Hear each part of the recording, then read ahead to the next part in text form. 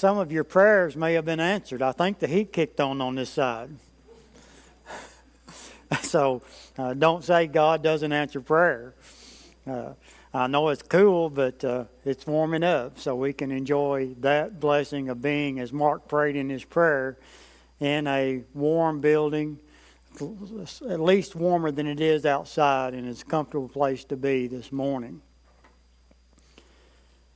How many of you have ever watched the Andy Griffith Show? Several of you have watched it. In one episode, they have an episode of they're in church, preacher preaches, and of course Barney goes to sleep. Coming out of the building, they're greeting the preacher, and Barney says, "That's one subject you can't preach too much on, and that's sin." Well, the preacher's sermon wasn't on sin. But Barney was right. That is one subject that we can't preach too much on, and that is the subject of sin. And sometimes we're a little bit leery about preaching on sin. And we as man, we try to soften sin, I think, sometimes. You know, instead of calling sin wickedness, we call it a weakness. In a moment of weakness, we sinned. Well, in a moment of weakness, we committed a wickedness. And we also might say, well, instead of sinning, I slipped up. I made a little mistake. Or we might say, instead of calling sin iniquity as God does, we soften it up and call it an indiscretion. Or perhaps in today's society, we see people who are born a woman and want to be a man, or vice versa. And instead of calling that an abomination, we call it gender dysphoria. Let's make it not sound as bad as it is. Or homosexuality. Instead of calling it that, we call it being gay. How that name ever got used for that term, I have no idea. Or murdering babies, we soften it up by saying a woman's right to choose, or a woman's right to health care, which softens that sin up a little bit. Makes it easier to swallow. Or being unfaithful to your spouse, committing adultery. We call it an affair. All to make sin not seem as bad as what it is. We try to soften it up and make it seem like God is not going to punish us as bad as He really says He is, because sin is not really as bad as what we make it out to be sometimes. We soften it up. In that way, we can swallow it better. We can better adjust it. We can better accept it. But folks, softening up sin does not change how God feels about sin. God gave His Son on the cross for our sin. And He sees sin as what it is. And so what you and I need to do is we need to understand what sin is. And we also need to understand what sin does. I know you've heard the statement made, sin will take you further than you want to go, cost you more than you want to pay, and keep you longer than you want to stay. And it will do that. Sin will lead us in, and it will cost us more than we thought it was going to. It will keep us longer than we want to stay. And it will harm us more than we can imagine. Take, for example, someone that's on drugs. And I've talked to some folks that have been on drugs. Well, I can handle it. I can stop anytime I want to stop. I've heard people say that drink alcohol. I can stop anytime I want to stop. Or I can stop taking these drugs anytime I want to. Well, see, they're confused. And then when they try to stop, they can't. We need to understand what sin is and what it will do to us. And I want us to look at that this morning from the standpoint of Samson's sin. You know who Samson was. He was one of the judges. And Samson had been granted great strength by God. Samson went into a prostitute and got entangled with Delilah. And Delilah, because she is offered money, tried to find out what Samson's strength was, or where it came from, what gave him his strength. And because Samson had taken a Nazirite vow, and one of those vows was not to cut their hair, Samson's strength, because of God, his strength lied in his hair. Ultimately, it came from God, but because of his long hair. Samson lies to her a couple times and doesn't tell her what his strength is, where his strength comes from, but then he finally does. And as our text tells us in chapter 16 of Kings, 2 Kings, that the Philistines came in and shaved his head. And all before Samson, when he had lied to Delilah and told her, well, you bind me with new bowstrings, or you weave my hair into the loom, then he still has his strength. But this time, after his hair was shaved, his strength was gone. And he jumps up just like before. And then he realizes his strength is gone. Samson was where he shouldn't have been to begin with. But let's look at what sin cost him and see what it cost us. Number one, sin cost Samson his sight. If you look in Judges 16, verse 21, the Philistines took him and put out his eyes. Can you imagine what that felt like? I don't know how they did it. But I'm sure they didn't put him to sleep and then blind him some way and then wake him up. I'm sure he was fully cognizant of what was going on when he had his eyes put out. Whether or not they just poked him out with a sword, whether or not they burned him out, I don't know. But can you imagine?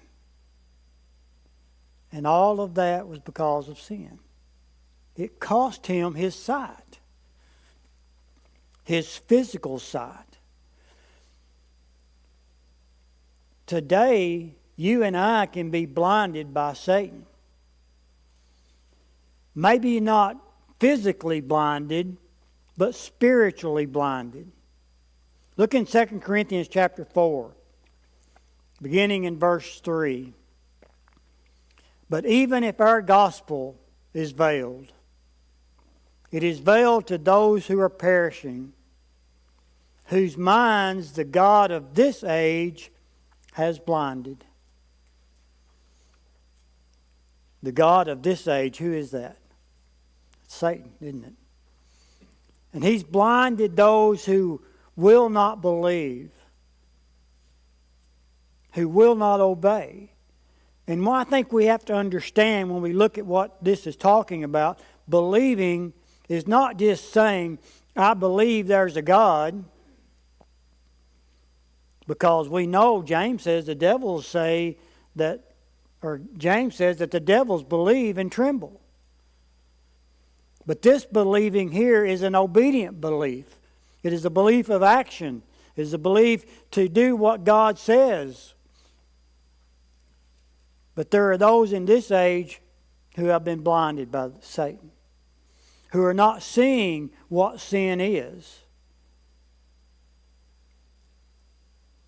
It can also blind us to the nature of sin. Look at Isaiah chapter 5, verse 20. Woe to those who call evil good and good evil, who put darkness for light and light for darkness, who put bitter for sweet and sweet for bitter. Woe to those who are wise in their own eyes and prudent in their own sight. How many people today do we see stand up and call something that God calls an abomination good? Go back to what we just talked about. Men wanting to be women. Women wanting to be men. Homosexuality. How many of our politicians stand up and say, this is good. This is the way it needs to be. They're calling good or evil good. And what does God say about it? God says, woe to them. Those who practice and condone abortion. What does God say about that? But we have people today that stand up and say, oh, this is good. This is the way it needs to be. It needs to be legal. You need to have that opportunity for abortions. Folks, they're blinded and they don't understand the nature of sin. They're calling good evil and evil good. How many people do you hear today that might talk about the church and saying, well, you people are living back in the sticks. You're living in the Stone Age. You don't know what you need. You're not growing with society. You're not changing with the times. Folks, we can't change with the times. God is the same yesterday, today, and forever. And we need to stay with God and understand that sin will take us further from Him than we want to go. And also sin can blind us to the consequences of sin. Commercials on television will lead you to think that, maybe not so much anymore because those commercials are not on, but alcohol and things, cigarettes and things like that, they are what you need in your life to make your life better. You need all of these things in your life to make you better. But they don't show you the effects of that alcohol, of those that are drunk and in the gutter, and those that are addicted to it without the ability to get off of it. You don't see that. You don't see the consequences of that. Satan can blind us to those things. And that's a tool that Satan uses. And we need to be careful that we don't allow Satan to blind us to sin. And we need to make sure that we don't allow Satan to blind us to the sin that's in our life. I'm not perfect. I make mistakes. But if I listen to Satan, he'll say, you're doing okay. It's just something little. It's okay, David. Don't worry about it. God understands. Folks, God understands. That's why God provided a way for us to come back. And when we allow that sin to stay in our life, then we have been blinded by Satan. We need to correct it. And I think sin can also blind us to the blessings of being holy.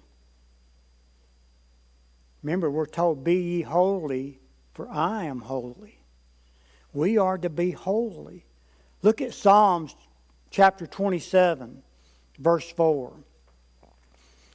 One thing I have desired of the Lord, that will I seek, that I may dwell in the house of the Lord all the days of my life, to behold the beauty of the Lord and to inquire in His temple. The blessings of knowing God, the blessings of being with God. Satan can blind us from those things. And if he can keep us from seeing those things and reaching for those things and striving for those things, then he is accomplishing his mission. And that is to take us to a devil's hell with him throughout all eternity. Satan can blind us. Just like Samson was blinded physically, we can be blinded spiritually. Sin also cost Samson his freedom. Also cost him his freedom. In verse 21 of Judges chapter 16, they bound him with a bronze fetter, and he became a grinder in the prison. After Samson lost his strength, they took Samson, they handcuffed him, fetters, they handcuffed him, and then made him into a horse, basically. I don't remember seeing the grist mills being pushed by a horse, but I do remember the sorghum mills. And we tie a horse to that pole, and he'd walk around in that circle. And he was running that grinder and grinding that sorghum. That's what Samson was doing. He had lost his freedom. They were using him as a beast of burden. Cost him his freedom. Cost him his ability to do what he wanted to do because he had sinned. Sin makes us a slave. We become a slave to sin. And then sometimes when we sin, then we may commit another sin to try to cover up the one that we had. So we just compound those sins. Look at John chapter 8. And Jesus said, most assuredly I say to you, whoever commits sin is a slave to sin. We get drawn in and we get sucked in, and then we're stuck, and it's difficult to come back. How easy is it for you to say, I'm sorry, I made a mistake?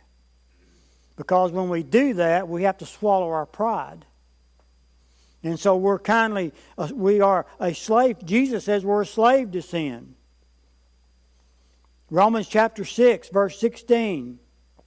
Do you not know that to whom you present yourselves slaves to obey, you are that one slave whom you obey? So are we following Satan, or are we following God? Or do we try to sit on the fence? Jesus says you can't sit on the fence. If you're a fence sitter, you're a Satan follower. It's that simple. Many times we want to ride that line. We want to sit on that fence, and we want to have one foot in the church and one foot in the world. Jesus says if you're doing that, you're following Satan. Joshua told the children of Israel, you have to make a choice. You decide today who you're going to follow. And Joshua says, for me and my house, we will serve the Lord. Don't let sin take your freedom away. There are sins that will grab you and hold you and make it very difficult for you to get out of. Drugs, alcohol, adultery. Those things will make it hard for you to get out of those sins. They don't want to turn you loose. They will cost you your freedom. Sin also cost Samson his strength. Judges chapter 16, verse 19. She called for a man and had him shave off the 7 locks of his head, and she began to torment him, and his strength left him. Samson's strength left him. His sin cost him his strength. Look what Paul says in 1 Corinthians chapter 11, beginning in verse 30. For this reason, many are weak and sick among you. Paul is talking to the Corinthian brethren here because of their misuse of the Lord's Supper. They were using it as a common meal.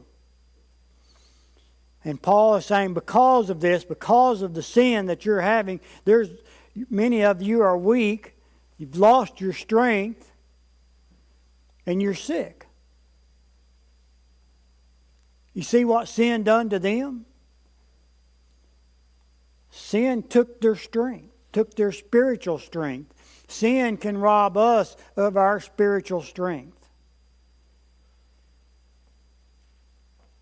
Sin weakens us spiritually.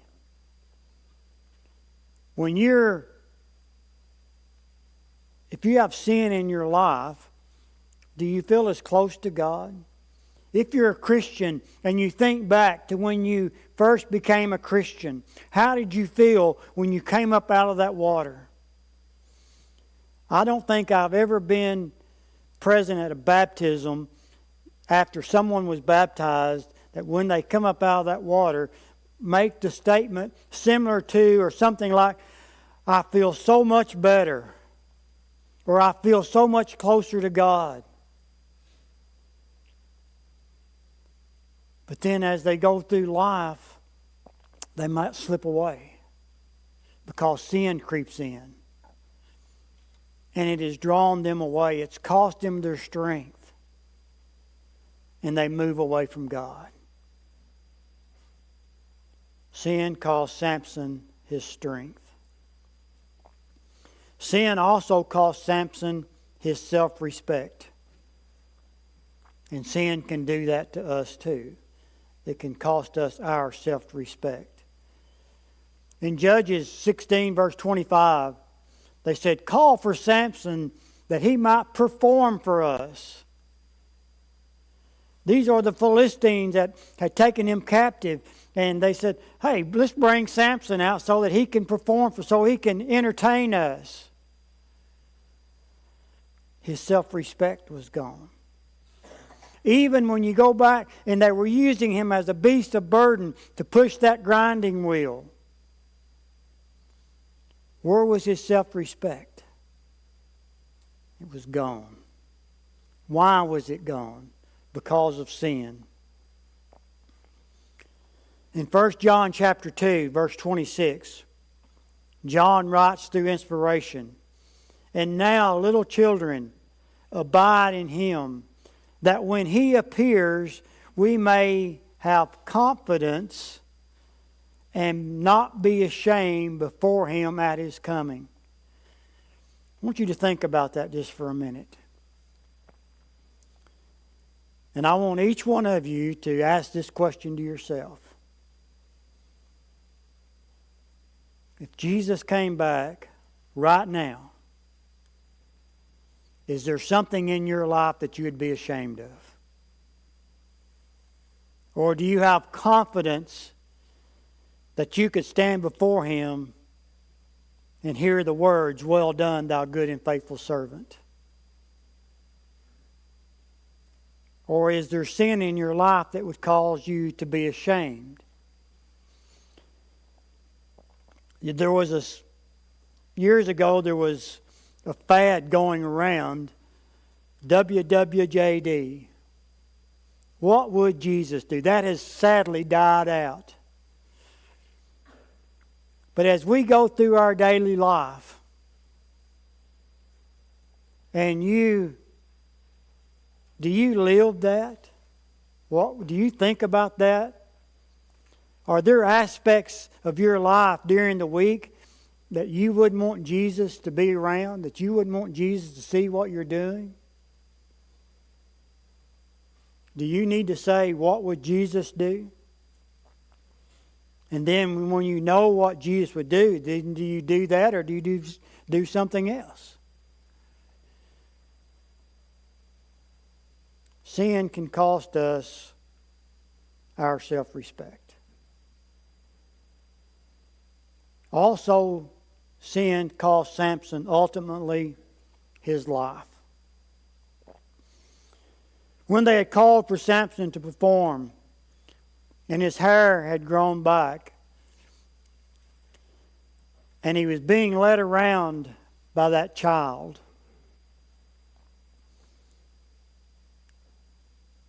he said, Lord, give me my strength that I may die with the Philistines. And then he asked that lad to put him between the two pillars that supported the building. And God granted him his strength back. And we read in the text there that in Samson's death, he killed more Philistines than in his life. Why was he in that position to begin with? Why was he in the position of being led by that child, blind, not being able to see, asking that child to put him between those two columns so he could push them down? And it cost him his life. What about us today? Does sin cost us our life? There are times when sin will cost you your physical life. There are things in this life that we can do that are sinful that will cost us our physical life. But more importantly than that, sin will cost us our spiritual life. In Romans 6:23, the Bible tells us that the wages of sin is death. In other words, if I commit sin, my due punishment is death. But yet I can get forgiveness of that. The wages of sin is death. James writes in James 1:15 that when sin is full grown, when sin begins in the heart, and then when it is full grown, it brings forth death. Talking about spiritual death. What is that spiritual death? Revelation 21:8 tells us that spiritual death is departure from God, separation from God, and cast into the lake of fire and brimstone. And it identifies it as the second death, that spiritual death. And I want you to notice in Revelation 21:8, and I don't know if I've got that on the slide or not, who will have their part in the lake of fire? The cowardly, the unbelieving, the abominable, murderers, sexual immoral, sorcerers, idolaters, and all liars shall have their place or their part in the lake which burns with fire and brimstone. Go back to the second group talked about in that verse. The unbelieving. The unbelieving. Who is that? Who is the unbelieving? If I were to ask you today, do you believe there's a God? Those of you that are in the sound of my voice, do you believe there's a God? And you may say yes. I hope you will. That's why I'd be surprised if you said anything else. Do you believe that Jesus died on the cross? What would be your response? Do you believe Jesus was the Son of God? And you say, yes. But have you ever acted on that belief? Have you ever obeyed what Jesus told you to do? Are you living your life as Jesus told you to do? If you've not acted on that belief, then the unbelieving, that's who this is talking about. It's talking about you. But you say, well, now wait a minute, David. That says the unbelieving. I believe there's a God. Fine. That believing here is a belief of action. And not just saying, I believe God exists. Here, if you don't, go back to the book of James again. The devils believe and they tremble. So believing is not enough. Yes, the devils are counted right here with these. But James says they believe. But they've not acted on that belief. And folks, if you believe there's a God, and you believe that Jesus is the Son of God, and you believe that He died on the cross for your sins, and you've not acted on that, John is talking about you right here. The unbelieving. But if you act on that belief, then it will not cost you your spiritual life.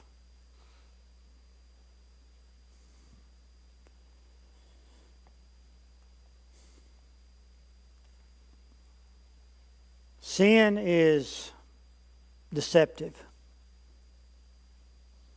Satan is cunning. Satan is strong. But Satan is not stronger than God. And God can get you through this life into the next life to where you can spend eternity with Him if you will just listen to what He says.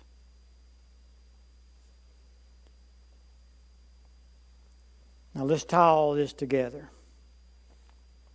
Remember we mentioned the statement a while ago.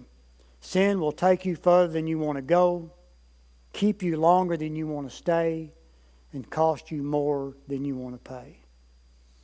I want you to think back in your life in times that you had sin in your life and the effects of it on your life. And then think about the blessings that you received when you got forgiveness of that sin. Think about the joy that you felt when you became a child of God and the relief that was in your mind, the relief that was in your heart, the burden that were lifted from you. If you have gone back into the world, you can have that feeling again. God will allow you to come back to Him. But if you're not a Christian, if you're those unbelieving in Revelation that will have their part in the lake of fire, you can change that today. You can become a child of God and have your name written in the Lamb's Book of Life and be able to spend eternity with God in heaven and become a believer because you've acted on that belief. As Christians, let's do our very best to be finished with Satan,